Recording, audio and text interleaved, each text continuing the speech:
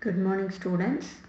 I hope you all understand my previous videos, and today I am going to discuss about very important topic that's most important in the lesson of human reproduction, that is fertilization and maintenance of pregnancy with the gradual embryonic development and lactation. So these are all the topic we are going to learn today. So first I'll explain about what is the stages of pregnancy and development of embryo. First stage is fertilization, next is embryonic development, that is cleavage process, next is fetal differentiation, growth and development, and childbirth.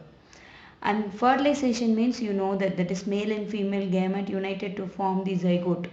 Embryonic development means from that zygote is divided into two cell is divided into four cell is divided into eight cell is divided into a group of cells called morula. That stage of the that is cleavage process, next to the fertilization, next to the cleavage, next to the implantation, next to the gastrulation, all these functions of the reproductive system you have studied in the first video of this lesson itself, right?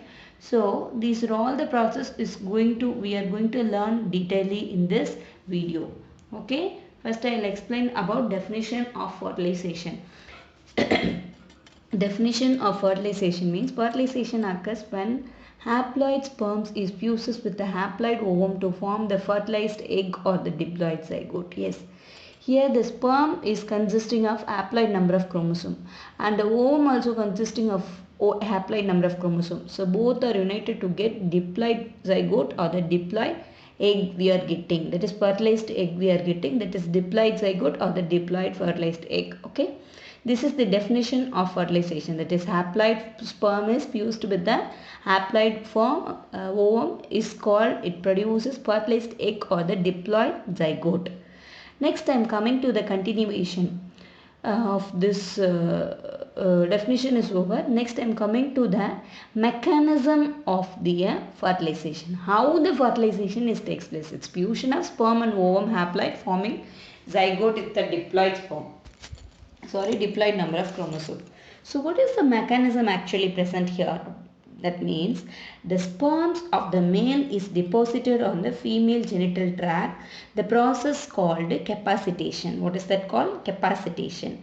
This is actually a biochemical event. Okay. So biological, chemistry chemical reaction padichiyo. There is in the substrate is there, enzyme is there, you will be getting reactant, so you will be getting a product, or substrate you will be getting a product. Adu mari ingime but biological or living organism la or a chemical reaction நடந்தா, that is called biochemical event. In that biochemical event is we are calling capacitation. Capacitation means that is deposition of male sperm into the female genital tract. Okay, so once it is deposited on the female genital tract by the process of capacitation or the biochemical event, the sperm is penetrated to penetrate and fertilize the egg. Yes, sperm என்ன பண்ணுது, எக்குள்ள penetrate பண்ணி போகுது. So எங்க man penetrate travel பண்ணி போகுது அப்படின்னா, if you are taking the fallopian tube, so this is the part of the uterus, right? So this diagram I have taken for you for the explaining purpose. Okay, so this is the uterus and this part is cervix and this part is vagina, cervix, and this full part is called the what is this? Our uterus. So this part, this elongated part is called fallopian tube. So this fallopian tube, this part is called fallopian tube, consists of the oviduct consisting of three parts called fimbriae. This is called ambula and isthmus. So in the isthmusum ambulum சேர்ற இடத்துல தான் fertilization நடக்கும். Okay, so the ovum which is produced in the ovary and it is taken up by the fimbriae of the fallopian tube. Fimbriae part of the fallopian tube, it is coming here, and the sperm from the vagina, it is traveled to the cervix, from there to uterus, from the uterus to it is coming to the, it is traveled to the what? Fallopian tube. Where the fallopian tube and ovum is meet at the place is called ambulatory isthmus junction. அதாவது ஆம்புலாவும் isthmusum சந்திக்கிற அந்த ஜங்ஷனில் அந்த meet பண்ணுற இடத்துல தான் fertilization நடக்கணும். So the sperm should be traveled from the vagina to cervix, cervix to uterus, uterus to a isthmus of the fallopian tube. And this ovum is produced in the ovary and it should be catched by the our fimbriae of the fallopian tube. Then it should travel to the ambulatory region. So where the ambulatory and isthmus meeting point, it should both the haploid cells of the ovum and the sperm is meeting and it is causing the fertilization. So this is the place of fertilization is takes place. Here only our zygote is produced, that is fertilized egg. Okay, zygote male and female சேர்ந்து sperm செல்லும் ஓம் செல்லும் unite ஆகிட்டு நமக்கு ஒரு fertilised egg கிடைக்குது அப்படின்னு சொல்கிறாங்க. Okay, understand? Okay okay. So next, the ovum and sperm transports to the ambulatory isthmus junction. Before enter the egg க்கு போறதுக்கு முன்னாடி it must penetrate the multiple layers of granulosa, that is follicular cell, which is around the ovum. Ovum க்கு இன்னொரு பேர் என்ன? Corona radiata. I had explained you in the structure of ovum video. Okay, so corona radiata means corona in the sense, you know that corona na enna, you know that you could have you know well now at present situation you will be knowing that அந்த கொரோனானா ஒரு ரவுண்டாக இருக்குது, அதை சுற்றி வந்து முள்ளாக இருக்குது corona வைரஸில். அதே மாதிரி தான் ஓவமை சுற்றி சன் ரேஸ் எப்படி இருக்குது, சன்னை சுற்றி நம்ம சன் வரைஞ்சோம்னா ரே போடும், அது மாதிரி ரேஸ் மாதிரி இருக்கும். அந்த ரேஸ் ஃபுல்லாக என்ன செல்ஸ்னால மேடாக இருக்குது? Follicular cells. அந்த ஃபாலிகுலர் செல்ஸை க்ராஸ் பண்ணி உள்ளே வந்தால் தான் ஓவமே ஸ்பெர்ம்னால பெனட்ரேட் பண்ணி பியாஸ் பண்ணி உள்ளே வர முடியும். ஓகே, இந்த ஃபாலிகுலர் செல்ஸ் எப்படி வந்து ஒன்னோட ஒன்று ஜாயின் ஆகி ரேஸ் மாதிரி இருக்குன்னா, it is held together by the cementing substances. என்னது? ஒன்னோட ஒன்று சிமெண்ட் சப்ஸ்டன்சஸ். சிமெண்ட் போட்டால் எப்படி ஒட்டி கல் செங்கல் பிரிக்ஸ்லாம் பண்ணுறோமோ அது மாதிரி சிமெண்டிங் சப்ஸ்டன்சஸ் ஒன்னோட ஒன்று ஒவ்வொரு ஃபாலிகுலர் செல்ஸும் அட்டாச் ஆகி ஹைலரானிக் ஆசிட், என்ன அந்த சிமெண்டிக் சப்ஸ்டன்சஸ் என்ன அப்படின்னா ஹைலரானிக் ஆசிட்னால ஒன்னோட ஒன்று ஒவ்வொரு சில ஒட்டி ஒரு ரே மாதிரி ஃபார்ம் பண்ணுது ஓவமை சுற்றி. So that layer is a granulosa layer of the ovum or the follicular cells that is pierced by penetrated by the sperm. எப்படி? That is acrosomal membrane consisting of hyaluronidase enzyme during the sperm entry through the corona radiata and zona pellucida acrosomal reaction. acrosomal reaction ஒன்று நடக்குது. இங்கே பார்த்தீங்கன்னா this blue color part is cytoplasm of ovum. This green color dot is called cortical granules. Next one is this place is called zona pellucida. What is this called? Zona pellucida. This place is called zona pellucida. This is a egg plasma membrane. Okay, this is a that is radiata, corona radiata அப்படின்ற place. So இதெல்லாம் தான் follicular cells. உன்னோட ஒன்றா hyaluronic ஆசிட்னால semantic சப்ஸ்டன்ஸ்னால attach ஆகிருக்கு. போயிட்டு இதை piers பண்ணி இந்த ஸ்பெர்மோட ஸ்ட்ரக்சர் உனக்கு தெரியும். இந்த ஸ்பெர்மோட ஹெட் டிப்பில் இருக்கிறது என்ன? அக்ரோசோம். இந்த அக்ரோசோம் வந்து அக்ரோசோமல் ரியாக்ஷன் ஒன்று காஸ் பண்ணுது. எப்படி மேம் அப்படின்னா, நான் ஆல்ரெடி சொல்லியிருக்கேன், இந்த ஃபாலிகுலர் செல்ஸ் அது வந்து அதை க்ராஸ் பண்ணி போகணும்னா இந்த ஃபாலிகுலர் செல்ஸ் எதனால் மேட் ஆகிட்டு இருக்கு, யுனைட் ஆகிட்டு இருக்கு? By the hyaluronic acid. அந்த ஹைலரானிக் ஆசிடை பியர்ஸ் பண்ணி அந்த ஹைலரானிக் ஆசிடை வந்து கிழிச்சிட்டு, அதாவது கிளீவ் பண்ணினா பெனட்ரேட் பண்ணி அதுக்குள்ளே பூந்து வரணும்னா அதில் ஒரு என்சைம் இருக்கணும். இதில் அக்ரோசோம் ஆஃப் தி ஸ்பெர்மில் என்ன என்சைம்? ஹைலரானிடேஸ் அப்படின்ற ஒரு என்சைம் வந்து அது ஒரு புரோட்டியோலைட்டிக் என்சைம். அது வந்து ஹைலரானிக் ஆசிடை வந்து லைஸ் பண்ணி thereby it is penetrating the follicular cells of corona radiata layer of the ovum. Thereby it is penetrating the zona pellucida. So okay, zona pellucida react பண்ணுது அப்படின்றத சொல்கிறாங்க. Okay, so அந்த ரியாக்ஷனுக்கு பேர் என்ன? That is called acrosomal reaction. So point 1, sperm migrates through the coat of follicle cells bind to the zona pellucida egg. எக்கோட zona pellucida லேயருக்கு மேலே இருக்க இந்த granulosa இந்த corona radiata லேயரை இது ஃபஸ்ட்டு போய் அட்டாச் ஆகுது. நெக்ஸ்ட் இந்த அக்ரோமில் வந்து என்ன இருக்குது? ஹைலரானிடேஸ் என்சைம் இருக்குது. அதை வச்சு பியர்ஸ் பண்ணிவிட்டு break down of zona pellucida this enzyme sperm to reach the plasma membrane of the egg. So அதில் இருக்க அந்த ஹைலரானிடேஸ் என்சைமை வச்சு இந்த ஜோனா பெலிசிடா அந்த லேயரை கிழிச்சிட்டு இந்த பிளாஸ்மா மெம்பரேன் ஆஃப் த எக்கை கிழிச்சிட்டு உள்ளே போகுது. The nucleus and other component of the sperm enter the egg. Okay, so nucleus என்னென்னலாம் ஸ்பெர்ம் செல்ஸ்குள்ளே இருக்கோ எல்லாமே உள்ளே என்ட்ரு ஆகிடும். ஸோ அது உள்ளே என்ட்ரு ஆனதுக்கப்புறம் cortical granules of the ovum will block the polyspermy. ஒரு ஓவம்குள்ளே ஒரு ஸ்பெர்ம் தான் போகணும். ஒரு ஸ்பெர்ம் போயிடுச்சுன்னா இந்த கார்டிக்கல் கிரானியூல்ஸ் எல்லாம் சேர்ந்து என்ன பண்ணுது, அப்படியே ஸ்டாப் பண்ணி நிறுத்திடும் அதுங்களை. ஓகே, புரிஞ்சுதா? அதுக்கப்புறம் எந்த ஸ்பெர்மும் போக முடியாது. Polyspermy means many sperm which cannot enter into the ovum. Only one sperm can enter into the ovum. Okay. Next I am coming to the continuation of the mechanism of fertilization.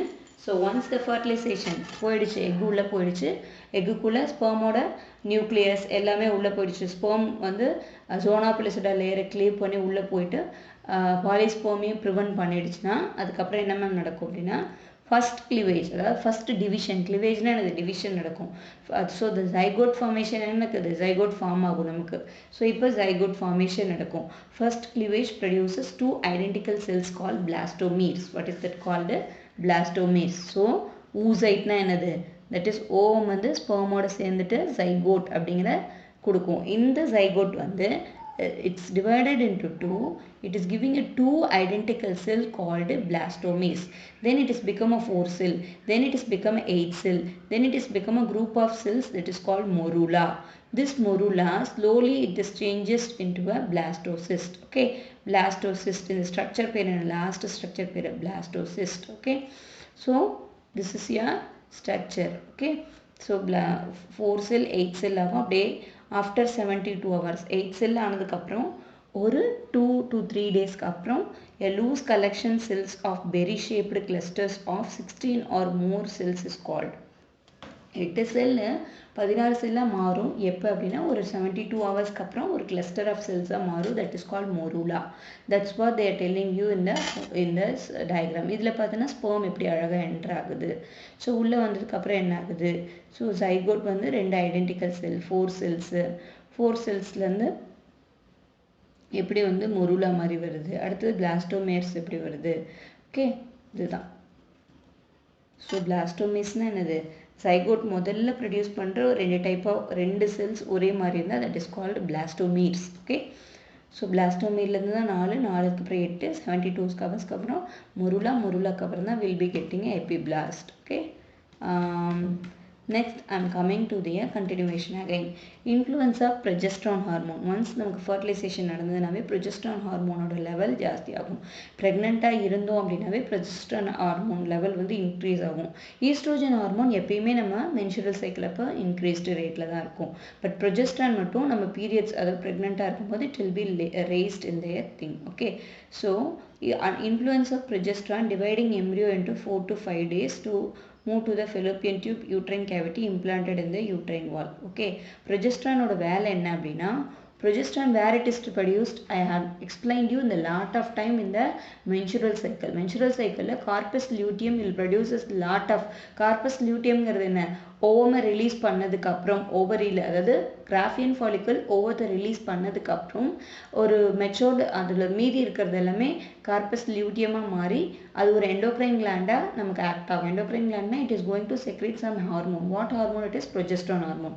Suppose the girl is get pregnanted or fertilized with sperm, so that what will be happen, progesterone வந்து produce ஆகிட்டு இந்த progesterone தான் அங்கே divide ஆகிட்டு இருக்க அந்த எம்ப்ரியோவை மெதுவாக Fallopian டியூப்லேருந்து uterine வாலுக்கு கொண்டு போகுது. அதான் யூட்ரைனோட வால்னா அந்த யூட்ரைனோட வால் பார்ட்டுக்கு கொண்டு போய் இம்ப்ளான்ட் பண்ணுது. அந்த எக்கை போய் யூட்ரைன் கேவிட்டியில் வைக்கிறது எது அப்படின்னா progesterone ஹார்மோன் தான்.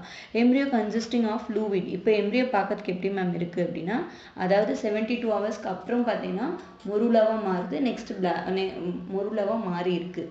அதுக்கப்புறம் under the influence of progesterone. So இங்கே ஃபர்டிலைசேஷன் முடிஞ்சிடுச்சு இல்லையா, அப்போ கண்டிப்பாக கார்பஸ் லியூட்டியம்லேருந்து லாட் ஆஃப் progesterone ப்ரொடியூஸ் ஆகி அந்த progesterone வந்து இன்ஃப்ளூயன்சஸ் ஃபெலோப்பியன் டியூபை இன்ஃப்ளூயன்சஸ் அந்த ஃபெலோப்பியன் டியூப்லேருந்து அந்த மொரூலாவை ஸ்லோவாக 4 to 5 டேஸில் கொண்டு போய் யூட்ரைன் கேவிட்டியில் சேர்த்தோம். அப்போ எம்ப்ரியோ எப்படி இருக்குது அப்படின்னா, it's consisting of fluid full hollow ball of about 100 cells called blastocyst. அப்போ பார்த்தோன்னா ஃப்ளூவிட் ஃபுல்லான ஒரு ஹாலோனா டிரான்ஸ்பரண்ட்டாக, அந்த பாலை பார்த்தாலே தெரியும் டிரான்ஸ்பரண்ட்டாக இருக்கும், ரொம்ப தண்ணி மாதிரி கண்ணாடி மாதிரி இருக்க ஒரு பால். அதுக்குள்ளே ஃப்ளூவிட் ஃபில் ஆயிருக்கு ப்ளஸ் அதில் வந்து 100 செல்ஸ் இருக்குது. அந்த செல்லை என்ன சொல்கிறோம், அந்த stage of the group of cells என்ன சொல்கிறோம், blastocyst. What is that call, blastocyst. So the layer, அந்த பிளாஸ்டோசிஸ்ட் இந்த டயக்ராமில் பார்த்தீங்கன்னா திஸ் இஸ் த பிளாஸ்டோசிஸ்ட். இந்த யூட்ரைன் கேவிட்டியில் வந்து இம்ப்ளான்ட் ஆன ஒரு மொருலாக்கு அப்புறம் வருது. ஸோ இந்த ஒரு லேயர் இருக்கு இல்லையா, அந்த flattened cell, single layer of flatten cell is called என்ன, this is called the what is the name is trophoblast. What is this name is trophoblast. So அதுக்குள்ளே இன்னர் பார்த்தோம் அப்படின்னா ஒரு லேயர் வந்து லார்ஜ் ஃப்ளாட்டன் செல்ஸ், ஃப்ளாட்டானா கொஞ்சம் ஓவலாக இருக்க cells வந்து ஒரு லேயர் மட்டும் பிளாஸ்டோசிஸை சர்க்குலேட் பண்ணியிருந்தா அது ட்ரோஃபோபிளாஸ்ட். பட் அதுக்குள்ளே பார்த்தோன்னா 20 to 30 ரவுண்டட் செல்ஸ் இருக்குது. அந்த செல் பேர் என்ன அப்படின்னா inner cell mass. What is that, inner cell mass அப்படின்னு சொல்கிறாங்க. ஓகே, ஸோ இந்த இன்னர் செல்லாக இருக்கிறது தான் ஃப்யூச்சராக என்ன டெவலப் ஆகும், எம்ப்ரியோவாக டெவலப் ஆகி அப்படியே எம்ப்ரியோ ஒரு கரு மாதிரி வளர்ந்து எண்டோமெட்ரியம் ஆஃப் த யூட்ரஸோட உள் பார்ட் என்ன, இன்னர் லேயர் இஸ் எண்டோமெட்ரியம். அந்த எண்டோமெட்ரியமில் வளரும். So this process is called this implantation and it's result in the pregnancy. So அந்த கரு வந்து எண்டோமெட்ரியமில் என்ன ஆகும், எம்படட் ஆகும்னா அதோடு போய் அட்டாச் ஆகிடுறது. ஸோ அது எது, inner cell mass of blastocyst. அதை சுற்றி இருக்க ஒரு single layer of the flatten cells is called trophoblast. Okay, so this is that. So the same diagram அங்கே இருந்தது 4 செல் ஸ்டேஜ் மொருலாக்கு அப்புறம் ஒரு 4 to 5 டேஸ்க்கு அப்புறம் இயர்லி பிளாஸ்டோசிஸ்ட்டை மாறி இம்ப்ளான்டட் பிளாஸ்டோசிஸ்ட்டை வந்து எண்டோமெட்ரியம் லேயர் ஆஃப் தி யூட்ரஸில் உட்காந்து ஃப்யூச்சராக இது ஒரு எம்ப்ரியோவாக மாறி இதுக்குள்ளே ஒரு பெரிய பேபியாக வளரப்போகுது. Okay, right. So it ended with the pregnancy.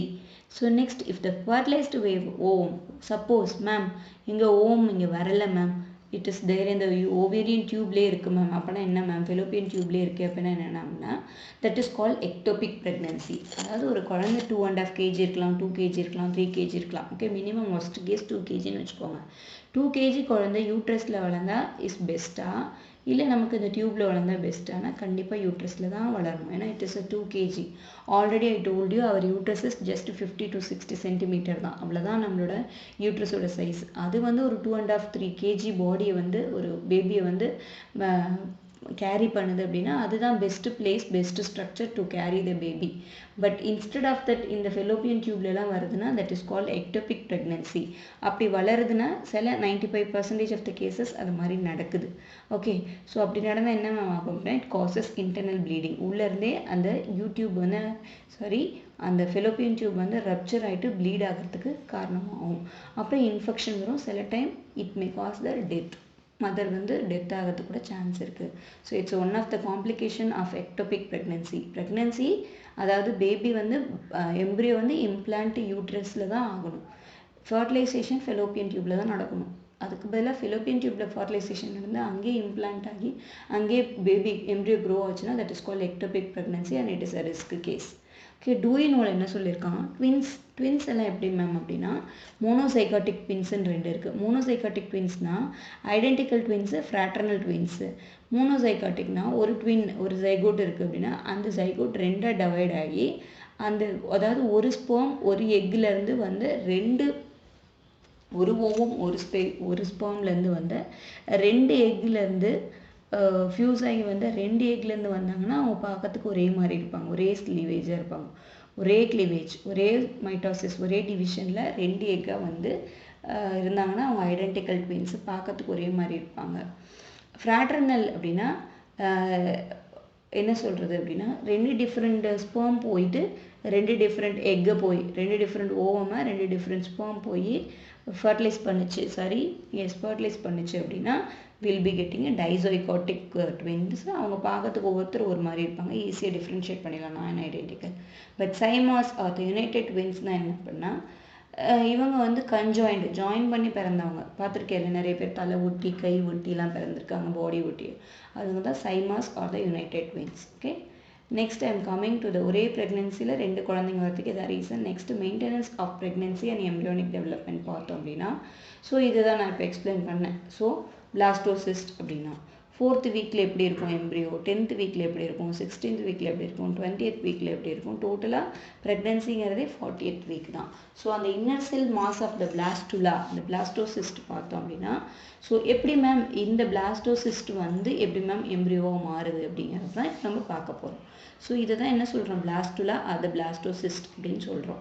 So inner cell mass of the blastula is differentiated into epiblast and hypoblast. Okay, so எபிபிளாஸ்ட்னா என்ன மேம் அப்படின்னா, ஹைப்போபிளாஸ்ட்னு ஒன்று இருக்கு இல்லையா, இந்த ஹைப்போபிளாஸ்ட் வந்து ஹைப்போபிளாஸ்ட்லேருந்து தான் என்ன வரும் நமக்கு, எண்டோடம் வரும்.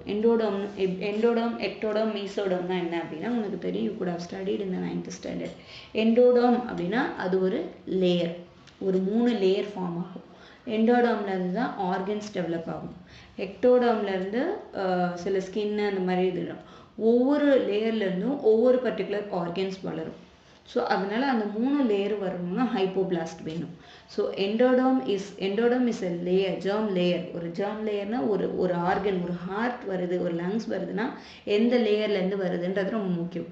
சில லேயர்லேருந்து தான் சில ஆர்கன்ஸ் வரும். ஓகே, ஸோ 3 லேயர் இருக்குது இன் ஹியூமன் பீயிங்ஸில், endoderm, ectoderm, mesoderm. Endoderm is inner layer, ectoderm is outer layer, mesoderm is middle layer. So the blastula, the blastocystoட ஹைப்போபிளாஸ்ட், எம்பிபிளாஸ்ட்னு 2 இருக்குது. Hypoplast is become a raises into a endodome layer. Epiblast is into a ectoderm layer. ரெண்டுக்கும் நடுவுல கொஞ்சம் cells இருக்கு, hypoplast epiblast. That is called mesodome layer. Okay, so the transformation of blastocyst into a gastrula, that is with the primary germ layer. அதாவது வந்து ஒரு blastocyst ஒரு germ லேயராக மாறுற ப்ராசஸ்க்கு பேர் என்ன, கேஸ்ட்ருலேஷன். கேஸ்ட்ருலேஷன் என்னது, ஒரு பிளாஸ்டோசிஸ்ட்னா இது பாருங்கள், இது பிளாஸ்டோசிஸ்ட். ஓகே, இந்த சிங்கிள் ஃப்ளாட்டன் லேயர் தான் என்னது, ட்ரோபோபிளாஸ்ட். உள்ளே இருக்கிறது inner cell mass. Inner cell mass தான் எப்படி பிரிக்கிறாங்க, epiblast, hypoblast. Epiblast is become endoderm, hypoblast is become endoderm, epiblast is become ectoderm. And நடுவில் இருக்க செல்ஸ் தான் என்ன சொல்கிறாங்க, மீசோடம். ஸோ ஒரு சிஸ்ட்டு வந்து நமக்கு ஒரு ஜெர்ம் லேயராக மாறுற ப்ராசஸ் பேர் தான் அது gastrulation. So next is each germ layer. ஒவ்வொரு ஜெர்ம் லேயரும் ஒவ்வொன்று ரைஸ் பண்ணும் நமக்கு.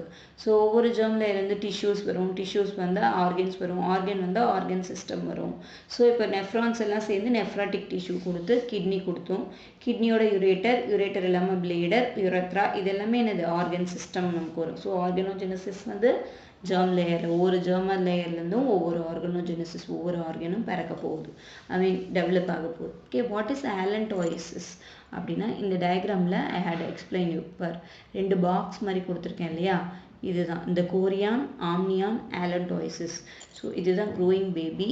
இதில் பார்த்தோம் அப்படின்னா 2 ரெட் லைன் மாதிரி இருக்கு இல்லையா, அதில் ஒரு ரெட் லைன் தான் என்ன சொல்கிறாங்க, ஆலன்டோயிசிஸ் அப்படின்னு சொல்கிறாங்க. இது இங்கே கிடையாது, இது வந்து வேறு, இது வந்து கோரியானிக் வில்லைன்னு சொல்லுவாங்க. ஓகே, பட் இதுதான் என்ன சொல்லுவாங்க, ஆம்னியான் அப்படின்னு சொல்லுவாங்க. இந்த ஆம்னியானோட வேலை என்ன அப்படின்னா, இந்த ஆலன்டோயிசிஸ் தான் வந்து பின்னாடி வந்து நம்மளோட யூரினரி பிளேடராக அம்பிளிக்கல் கார்டாக மாறப்போகுது. அம்பிளிக்கல் கார்டுனா என்ன அப்படின்னா, தட் இஸ் தொப்புள் கொடி சொல்லுவாங்கள்ல, அந்த அம்பிளிக்கல் கார்டு நமக்கு தொப்புள் கொடியாக மாற போகிறது இது இந்த ஆலன்டோயிசிஸ் பார்ட் ஆஃப் தி எம்ப்ரியோ. அதுக்கப்புறம் இதோட பாதி பார்ட் வந்து நமக்கு வந்து என்னவா மாறும் அப்படின்னா அம்பிளிக்கல் கார்ட் ஆஃப் த பிளசண்டா, தொப்புள் கொடியாக மாறும். மீதி பார்ட் வந்து யூரினரி பிளேடராக மாறும். Urinary bladder, you know that in the kidney urethral system you have studied, right? So the chorion is the outermost layer which is covering the all other membrane. So இது என்னது அப்படின்னா இந்த blue colour வந்து amniotic fluid covered by amniotic membrane and that is covered by chorionic membrane, and in between the chorionic and inside of the chorionic and the amniotic membrane there is a membrane called the allantoisis, which is later become it is function as an umbilical cord and also it has become a part of the urinary bladder. The trophoblast cells in the blastocyst send our several projections. So trophoblast னு ஒன்று பார்த்தோம் நம்ம இங்கே. So இந்த flattened single structure எல்லாமே என்னவா மாறுது, it is divided into a என்னது சிங்கிள் ஃப்ளாட்டன் ஸ்ட்ரக்சர் ட்ரோஃபோபிளாஸ்ட்னு சொல்கிறோம். இந்த ட்ரோஃபோபிளாஸ்ட் தான் லேட்டராக என்னவா மாறுது, இதுக்குள்ளே இருக்க இன்னர் செல் மாஸ் தான் ஹைப்போபிளாஸ்ட் எபிபிளாஸ்ட்டாக மாறி எண்டோடம் எக்டோடம் மீசோடம் கிடைக்குது. பட் வெளியே இருக்க ட்ரோஃபோபிளாஸ்ட் என்ன மேம் பண்ணும் அப்படின்னா, that's role is coming as an chorionic villi. What is this? Chorionic villi. Chorionic villi na enna ma'am அப்படினா இங்க பாருங்க placenta villi. Villi you have studied in the last year, you have studied in the digestion and absorption lesson படிச்சிருப்பீங்க.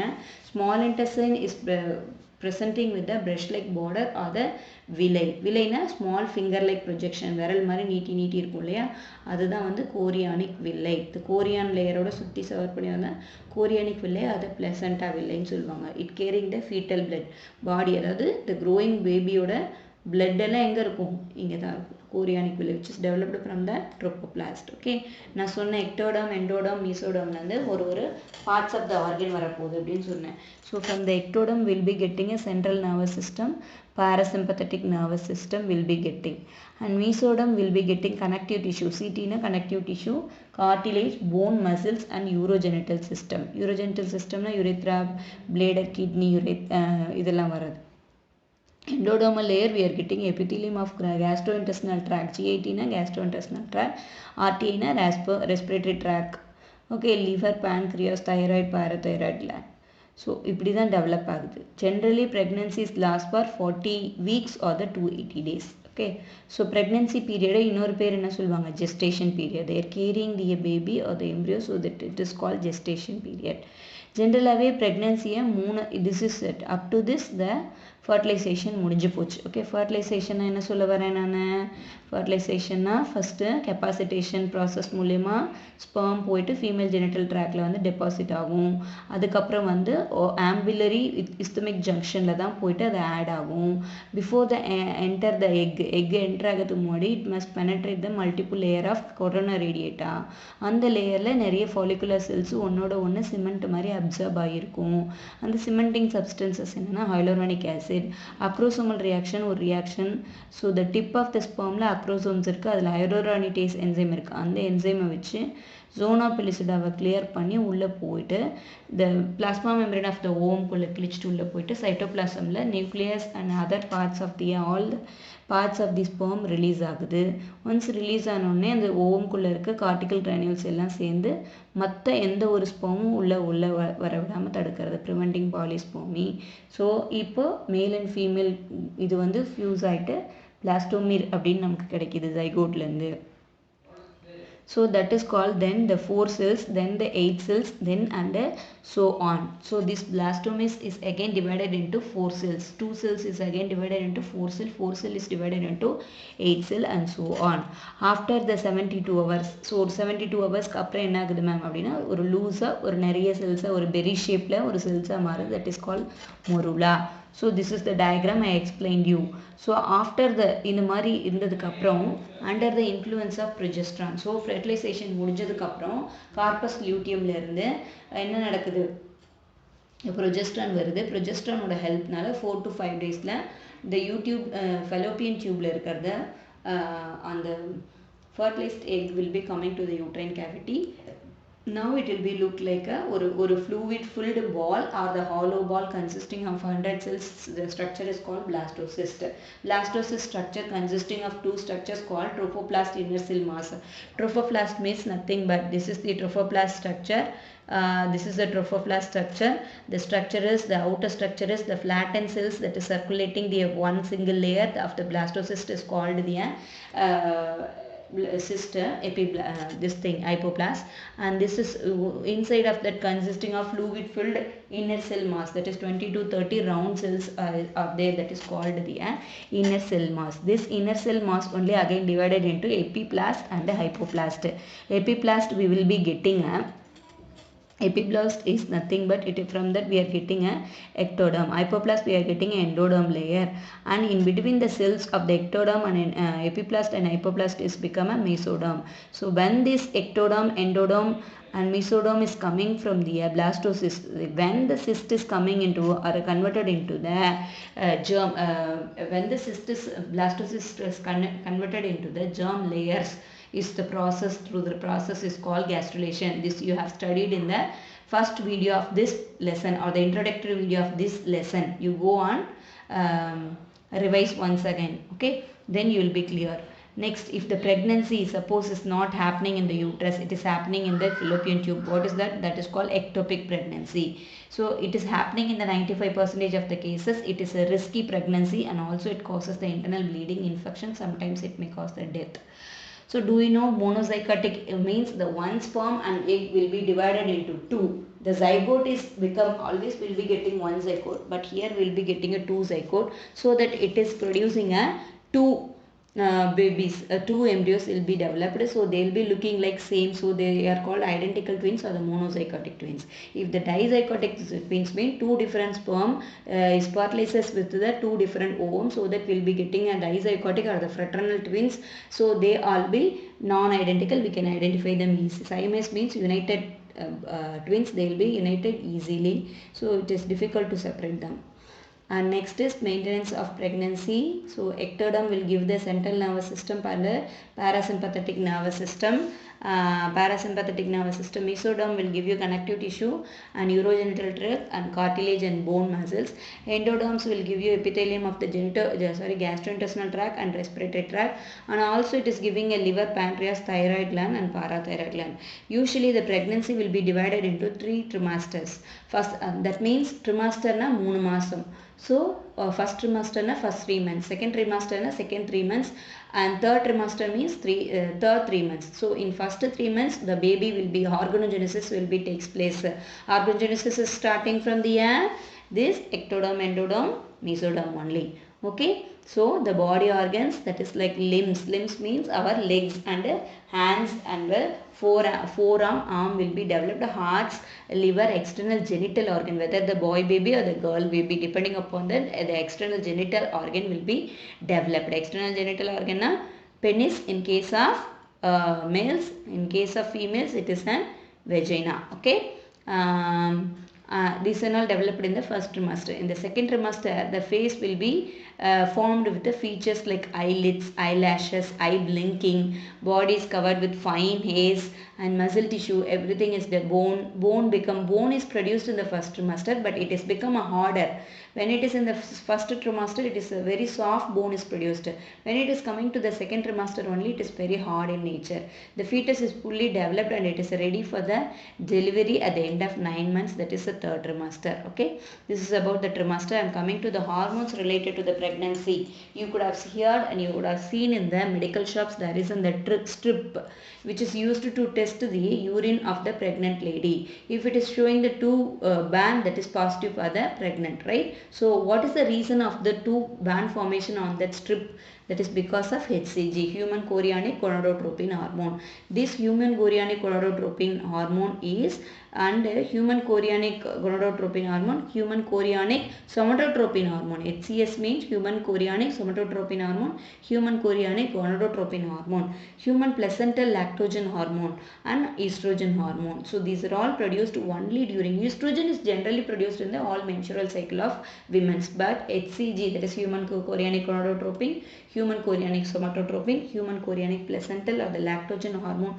all produced during only the pregnancy period. And placenta, which is produced, it is act as a temporary endocrine gland, where it is produced during it is produced in the placenta. So the placenta is act as a temporary endocrine gland. I already told you endocrine gland means it is going to secrete some hormones. That hormone is HCG, HCS, HAPL. Okay, progesterone also is essential for the normal pregnancy. So once we are conceived with the pregnant, so we will be getting a more production of progesterone. Next to the progesterone only you will be getting HCG, HCS, HPL, and along with the large amount. And one more hormone is relaxin hormone. This is very important hormone. I'll explain you in this parturition of the this video. Okay, relaxation is a later phase of the pregnancy. I mean the 9th month of the end will be getting a one more hormone called a relaxin hormone. This hormone main role is it is making the loosening or relaxation of the pelvic ligaments and pelvic bones and pelvic joints will be getting relaxed by the time of parturition. Parturition and the delivery. I had explained you in the introductory video of this lesson. You go and recall it please. Okay. Then it will be difficult for you. Go and recall it and again you come here and read. So parturition meaning is delivery. During the parturition time, at the later time, this relaxin hormone is produced. It is giving just relaxation to the pelvic ligaments. Ligaments na enadhu ரெண்டு போன்ஸை connect பண்ணும். So hip போனில் என்னென்ன இருக்குது, ileum, இஸ்கியம், pubis இருக்கு இல்லையா. So ஒவ்வொரு போனையும் loose கொடுக்கறது. Plus hip phone is United with the this femur bone என்னது, தை போன், தொட போன் இருக்கு இல்லையா. அது இது எல்லா போனையும், எல்லா போன் இருக்க ஜாயின்ஸையும் லிகமெண்ட்ஸையும் கொஞ்சம் லூஸ் கொடுக்கறது இது ரிலாக்ஸின் hormone. That is very very important for the parturition. And other hormones like estrogen, progesterone, cortisol, prolactin hormone is responsible for the feeding, and thyroxine. These are all the hormone will be increased in the several fold in the maternal blood. Maternal அம்மாவோட bloodல இது எல்லாமே ஜாஸ்தியாக இருக்கும். Because these all hormones is essential for the supporting of fetal growth. இங்கே வந்து ஒரு ஜீவன் இல்லை, ரெண்டு இருக்கு. ஸோ அந்த பேபி வந்து நல்லா க்ரோ ஆகும்னா கண்டிப்பாக நமக்கே டெய்லி ஹார்மோன் செக்ரேட் ஆகுது. அது மாதிரி the fetus இப்போ தான் just started to growing, right? It is now only it is beautifully budding, right? So அது blossom ஆகுது இல்லையா, அதனால it needs hormone. So the hormone level is totally all the hormone like estrogen, progesterone, thyroxine, cortisol, prolactin, all the hormones will be increased in the maternal blood. Maternal blood means that is mother's blood to support the fetal growth. Next I am coming to, this is about your hormone related to pregnancy. Next I am coming to the parturition and lactation. First I will explain you about the parturition. Parturition ஆனது cervical dilation. cervix எப்படி இருக்கும், ரொம்ப க்ளோஸ்டாக தான் இருக்கும். But வந்து once pregnant pain வரும்போது தான் சர்விக்ஸோட openings வந்து பெருசாகும். Okay, so delivery of the baby 30 to 90 minutes. Delivery of the placenta எப்போ நடக்கும், பேபி வெளியே வந்ததுக்கு அப்புறம் தான் 15 to 30 minutes வரும். ஸோ 350 ml ஆஃப் பிளட் என்ன ஆகும், கண்டிப்பாக லாஸ் ஆகிடும். தட் மீன்ஸ் நியர்லி எவ்வளோ சொல்கிறது, 1/2 லிட்டருக்கு கொஞ்சம் கம்மியாக. Okay, next I am coming to the, so how it is coming. Okay, அதாவது சும்மா ஒரு சின்ன பிக்சர் உங்களுக்கு ஒரு ஐடியாவுக்கு. So how it is coming like, so it is opening of the cervical canal. So once it is opened. எப்படி இப்படி open ஆகும், இங்கே என்ன இருக்குது, ஹிப் போன் இருக்குது. அந்த ஹிப் போனுக்கு ரிலாக்ஸேஷன் கொடுக்கறதுக்கு ரிலாக்ஸின், ப்ரொஜெஸ்ட்ரான் எல்லா ஹார்மோன்ஸும் ஹெல்ப் பண்ணுது. Okay, events of the example of the infant from the uterus collectively call. நமக்கு வந்து ஒன்ஸ் நமக்கு ப்ரெக்னெண்ட்டாக இருந்து பெயின் வந்தால் அந்த பெயின் என்ன சொல்லுவாங்க, labour pain. What is that call, labour pain. இடுப்பு வலி வந்துருச்சுனாவே அது என்ன சொல்லுவாங்க, டெலிவரி பெயின், இல்லைனா லேபார் பெயின். லேபார் வார்டுன்னு தான் சொல்லுவாங்க. ஹாஸ்பிட்டல் போனீங்கன்னாவே லேபார் வார்டு அப்படி தான் சொல்லுவாங்க. Periodic episodes of the weak and strong contractions. வலி வரும், ஸ்டாப் ஆகும், வலி வரும், ஸ்டாப் ஆகும். ஸோ வீக்காக இருக்கும், அப்படியே ஸ்ட்ராங் ஆகும். ஸோ அந்த கான்ட்ராக்ஷன் உள்ள அந்த மசில் வந்து என்ன ஆகும், கான்ட்ராக்ட் ஆகி ரிலாக்ஸ் ஆகும். அந்த மாதிரி பீரியாடிக்காக வந்து போயிட்டுருக்கும் பெயின்.